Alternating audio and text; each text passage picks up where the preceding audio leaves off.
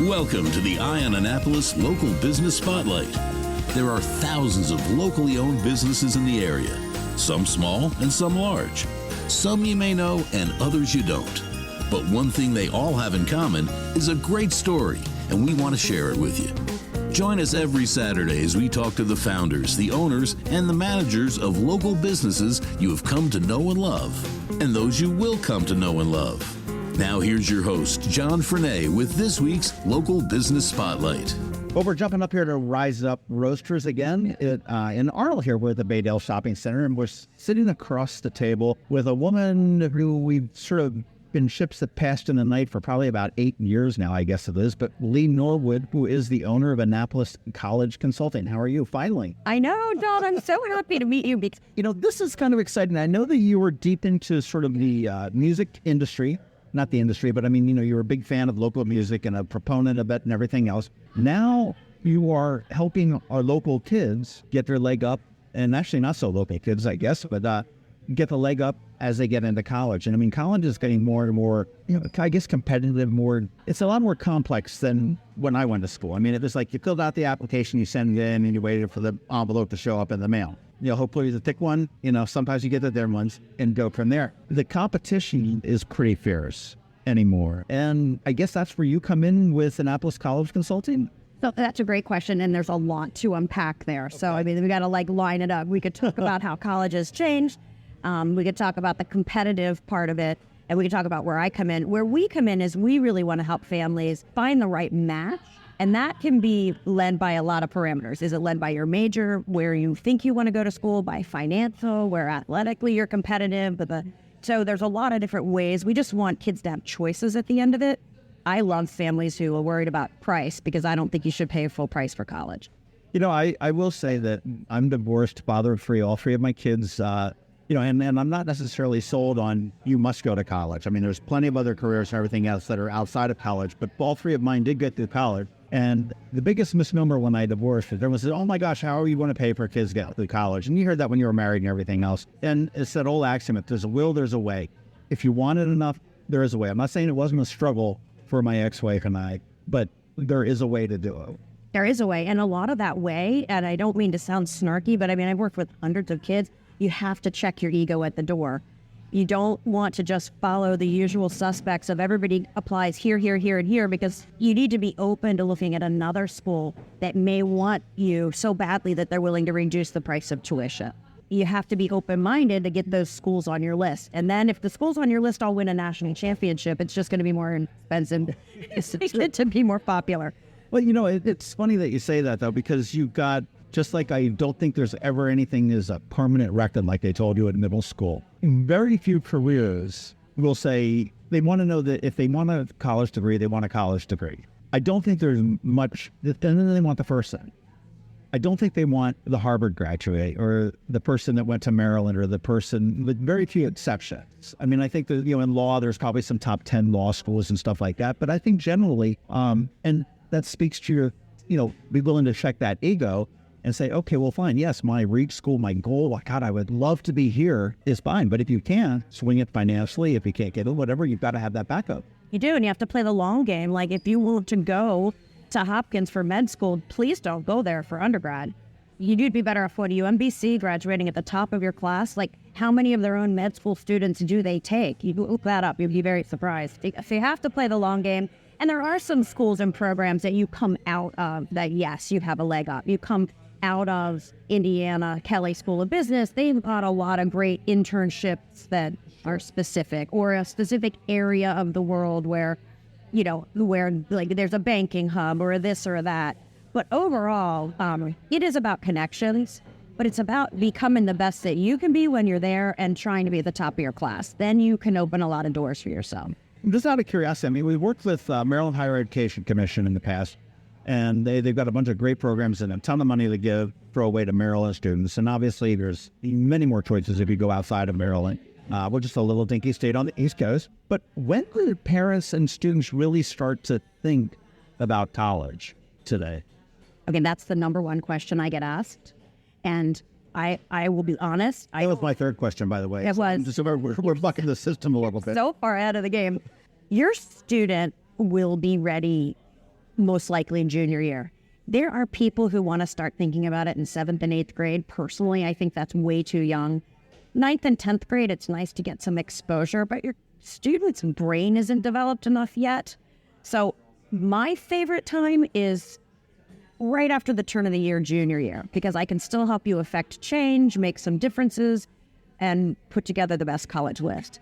Asterisk, if you want to go to an Ivy or a highly selected school, you have to start Allana.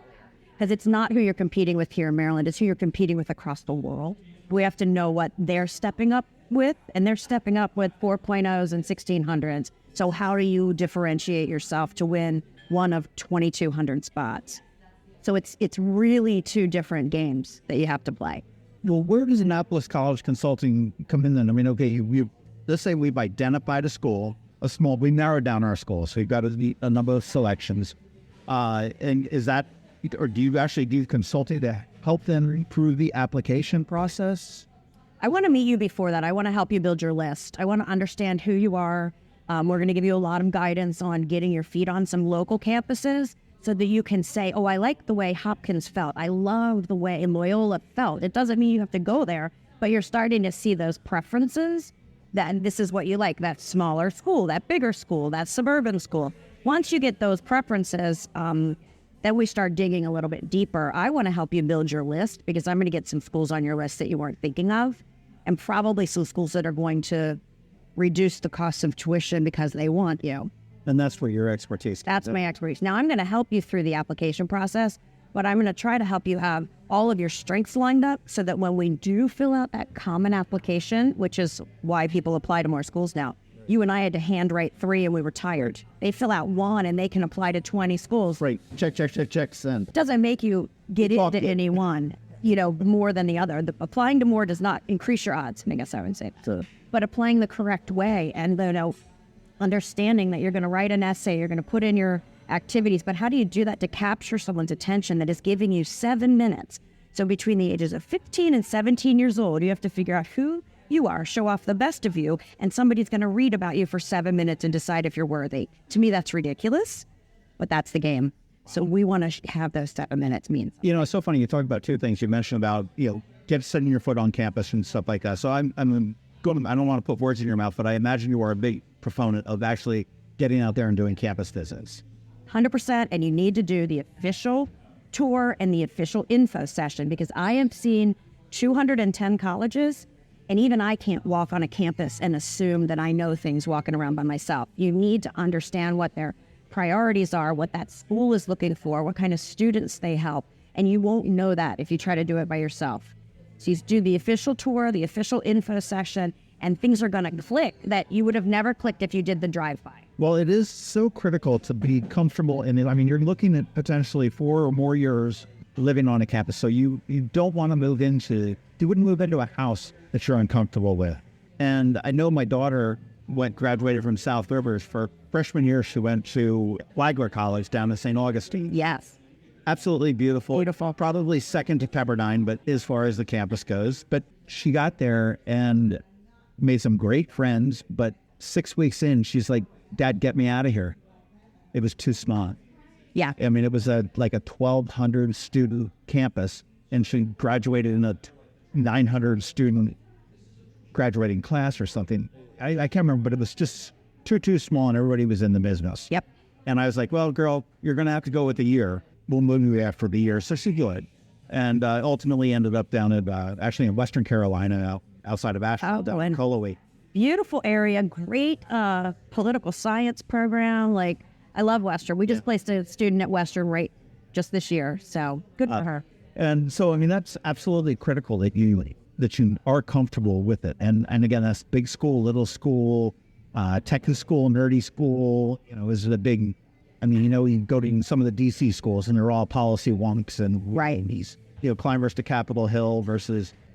St. John's, they're all sitting there scratching their beards and reading. Exactly. Pontificating on things. I think all of that's important. And I think the other thing is, you don't know what you don't know. Your student doesn't know anything. They're only hearing from friends. You're hearing stuff sitting on the sidelines at a game, or you're hearing my student or my friend's student XYZ, or when I went to college. It's been 30 years, right? You have to know what's going on now. those colleges have evolved a lot, and just being really open-minded. And there's a lot of places you can go. Niche.com is a great website where you can go and look up schools. The schools here use Naviance. They have like search capabilities, but you have to know what your parameters are. And that's why going to a couple local schools, find out what your parameters are, plug them in, and then get some feedback from Naviance or Score. That's what the kids around here use. How much input to the parent side of this whole thing? I mean, obviously, they're probably putting part of the bill in whatever school they're going to. You're working with the student, and I know you said that you want to work with them and find out who they are and what they're good at and where, and then mold them into where here's the pile of colleges that you're going to excel in. And the ones that are going to be excited to have you, just as they're going to be excited to go to them. Where do the parents fit in? I mean, obviously, they've got presuming that most of them probably pay your bill and they pay the tuition. Right. So I always say, the customer is the parent. That's who is paying me. But the client is the student, and it's a student-driven process, right? So I can tell really quickly if the student's communicating with me or if the parent is always communicating with me. And I'll put a caveat on here. I was not a helicopter parent. I was a snowplow parent. I moved all the junk out of the way for my kids. Not the best way to go. Not at all. But with those parents that are on every call, I think you're doing your student a disservice unless your student truly needs that to stay on track.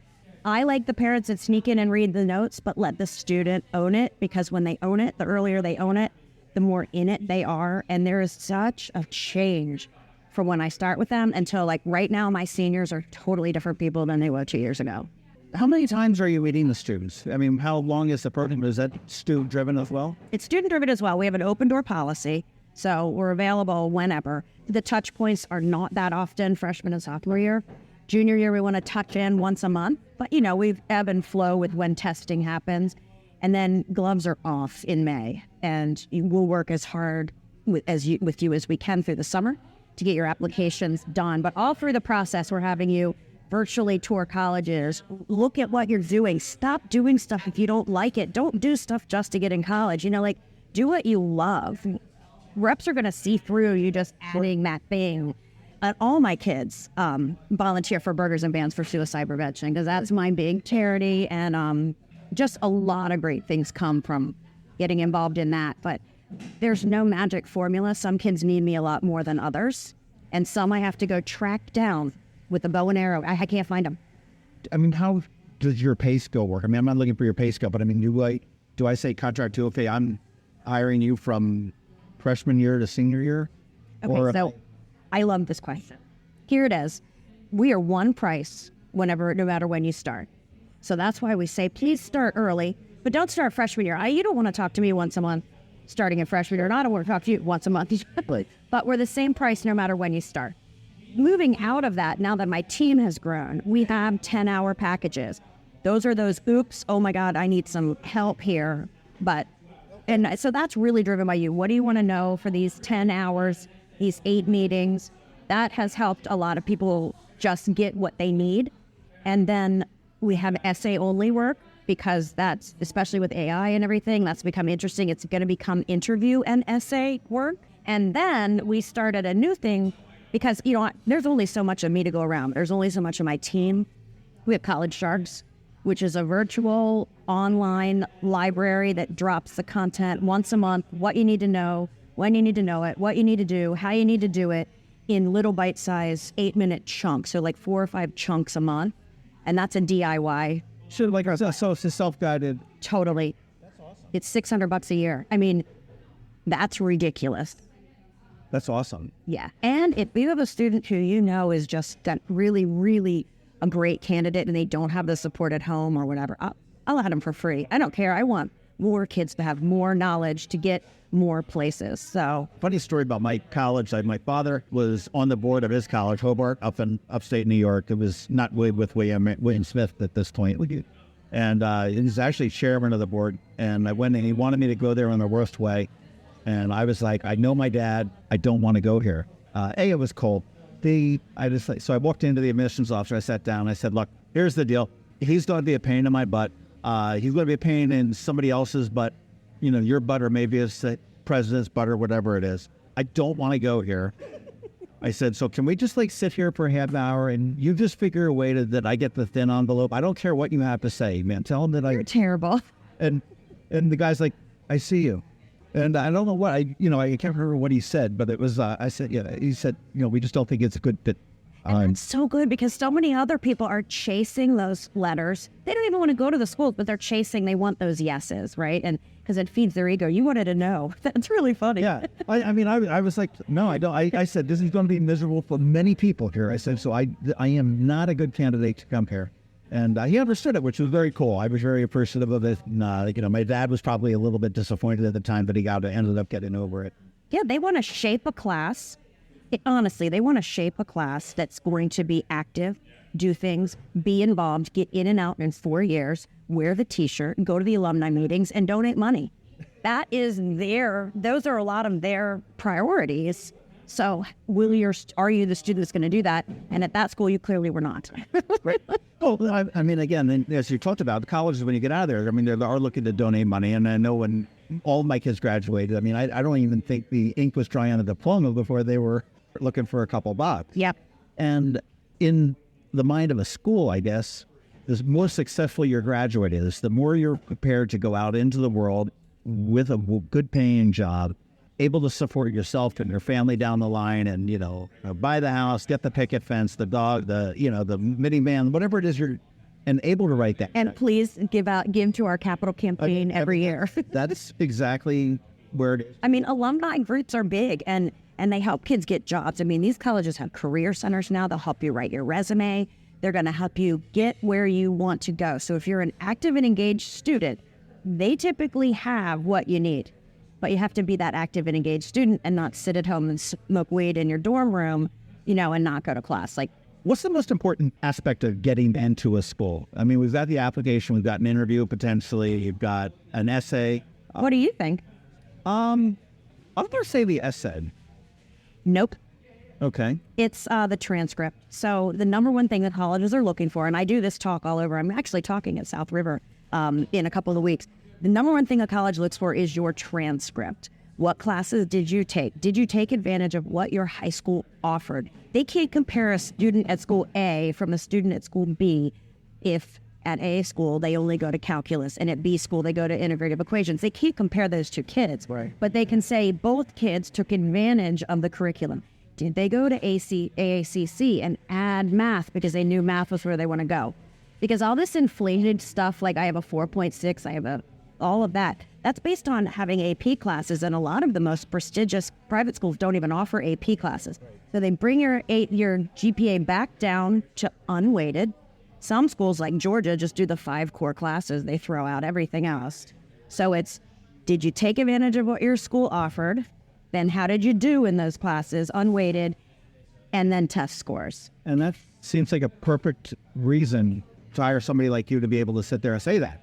What programs does your high school have that we can take advantage of? Yeah, that's the advantage of starting with us earlier, because we're going to help you choose your classes and get you on a path. But you also have an in-school guidance counselor, and we're very lucky. Our guidance counselors are really good here, and they're guiding your student as much as they can. But again, your student has to drive it. They have to make the appointment. These counselors, some of them are 400 to 1. So I look at that as like a group fitness class at a gym, and I'm a personal trainer. We're both going to get you where you need to go. I'm going to get you there a little faster and more tailored to just you, but don't overlook the value of your high school counselor. They're awesome. They are, and I know that at least at South River, they kept the same counselor. They went by names, so they knew your family by the time the third kid rolled through. They to a degree. Again, they do. Yeah, workload, and it's so funny on the essay. I thought, and the reason I thought the essay is because we've got a lot of schools now that are going to test optional, and now they're switching back to test required, which sort of blows my mind because I'm a very analytical type of a person. I'm like, how do you get into school without showing your SATs and the APs? My youngest kid was a horrible test taker. She's brilliant, but she's a horrible test taker. I probably spent $1,500 on AP classes and AP tests, and we never got over a 2. So we got no college credit for nothing. And also, so she also really did not have a lot of athletics or extracurricular, but she had a couple geeky extracurricular things. And we emphasize that in the essay. And And I realized that as you look at a package, and you can never really tell somebody by a piece of paper that's sitting in front of you. Right. And, we talked about the essay. Well, why did you not get involved in sports? It was like, well, I was volunteering with the SPCA. I was really realizing that I'm not going to be a professional softball player. So I need to focus on something, and I focused on my studies because I wanted to get into this type of school. And whether it was a bunch of BS or not, it was really to be able to explain that, where somebody may be looking and I go, oh, no extracurriculars. No, and I think other things like what is an extracurricular? Like babysitting is an extracurricular, and that shows a lot. I mean, that somebody else gave you their kid to watch, right? So that shows a lot of life skills. Maybe you have to take care of your brother every day or drive your siblings somewhere. All of those family responsibilities are also life skills. The essay is a great place to show those off. There's also extra questions some colleges ask, but also the essay is going to be a place where people can talk about their history, their ethnicity, their family values, because now there's no more boxes to check that, yes, I am of Hispanic background, etc. They've taken that out because of the Supreme Court case. So the essay is really going to become a nice place for people to describe who they are and where they come from. But it's the thing. I have a lot to say about testing. We have to have another talk, but I'm a huge proponent of it. Study but it shows college readiness. But the essay is a great place. It's the first time you come alive to the school. And then some schools have supplemental essays. That's my jam. I love that. What do you tell a student that is, just very imbalanced, or maybe is right on the cusp of, this is a very difficult thing. There's not a lot of extracurriculars. We're struggling to get that C average. There are schools for everybody, correct? John, there are schools for everybody. C's get degrees. It's all fine. You're just not going to go to that top 108 schools that everybody knows talks about. Like, let's dig deeper. Let's look at a Christopher Newport. Let's look at Hood College. Who talks about that? That's a Maryland State in-state school. There are plenty of schools that want your kid and will discount tuition to get your kid. But I could tell you the usual suspects here are Georgia, Tennessee, both require test scores. Alabama, South Carolina, College of Charleston is really hot right now. Maryland, and then you go to the Boston schools, and that is where everybody's applying. And then, by the way, also, we want to just add UVA and UNC. I mean, come on. There are so many other schools to add in there. And yes, there is a school for everybody. You had mentioned college sharks at your point, and I actually see the passion of wanting to help people. And I realize that not everybody may have the money, the time, and to do it, or the gumption in some students to sit there and say, I got to sit here and talk with this lady again. Yeah. And so tell me about College Sharks. And that's first of all, your main website is Annapolis-College-Consulting.com. Yes, sir. And you've got collegesharks.com, which is this other one in this sort of self-guided. It is. Let's pick Lee's brain and put it into videos? It is. So it's a video library. Their content drops each month. So you don't get to see May content until May because you don't need to know May content until May. The cool thing is that it's for parents of college-bound teens, and then the parent is going to watch these bite-sized videos and decide which ones to have their student watch, right? So it's really written for both. And there's a workbook. You fill out the workbook, your college app's pretty much done by the time you get through it. We try to be funny. We show real pictures of me and students on campuses. So we might have one on teacher recommendations. We might have one. We have like 8 in a row on campus visits. So we're just teaching you a little bit at a time. So you go in more educated. It's really cool. We say we're taking the bite out of college admissions, and the fun. And we're going to help you build the list. And in all of those, there are opportunities to speak with us one-on-one. But our Facebook group, which anyone can join, is another great place. We're going to answer you within 24 hours if you have a question. Just pop it out to College Sharks on Facebook. We'll answer your question. That's an awesome resource. It's new. I will take the first 50 families that want to join College Sharks for free. I need to build this so more people see it and love it, and I get some feedback of, hey, we really liked the way you delivered that. We still have this or that question because we want to have it dialed in for next year so that we can maybe take it to some schools even and really get it out there. That's awesome. Yes.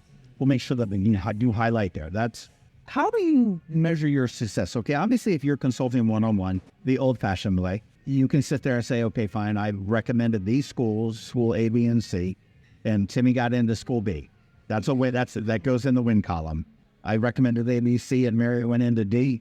That's a lose column. I mean, No, it's still a win. It's always a win. I want you to have, you're going to probably apply to 9 to 12 schools. I'd like you to get into all of them. A lot of our kids do. But I want you to have 4 or 5 at the end, and I want you to have liked them all so that it's not a disappointment. We're only going to apply to schools you really want to go to. And a lot of times that aha moment comes in that second visit. Okay, I'm in now and I'm viewing it as a real student here. Oh my God, I love this place. I love it. I mean, I was going to UVA, that was it. But I got in the car with a friend and her mom did the whole Southern circuit and I set foot at Elon College and I had the feeling from head to toe, this is where I'm supposed to be. And everybody was going, who, what is Elon? It's the answer in the New York Times Monday crossword. I mean, that was it. And I swapped. I saved my parents money. I had the time of my life. I am my best friends forever. I'm proud of the school. I am the alumni that runs in the 5Ks and donates money. But if I hadn't remained open-minded, I wouldn't even have seen the school. So it's always a win if you put yourself in it. I'm not sure whether you've got any insight on this, but you probably do. But college costs are rising. I mean, they're getting off answer and everything else. I know. We went through my kids through. I mean, I was amazed at some of the. I don't even want to call them amenities, but the tools and the. Oh, the lazy river at Auburn. It's just. I mean, well, the dorms are entirely different. I mean, go out of the cinder block walls and linoleum floors with the bunk beds and the 1.5-inch thick mattresses. But I mean, just you look at the tools and the resources that they have in the school. I mean, the cafeterias and the computer labs and the science and everything else is just way up there. What's the future look like? I mean, are we going to be able to afford college down the road? I'm passionate about this particular subject. I think the middle class gets squeezed. I think there's a group of people that can afford full boat. I mean, Vanderbilt's over $90,000 starting next year. What are you talking about? Seriously? Yes. Wow. So there's going to be the kids who can afford to pay full price. But here's the caveat. They meet 100% of need. So you do the FAFSA. Your family contribution comes in low.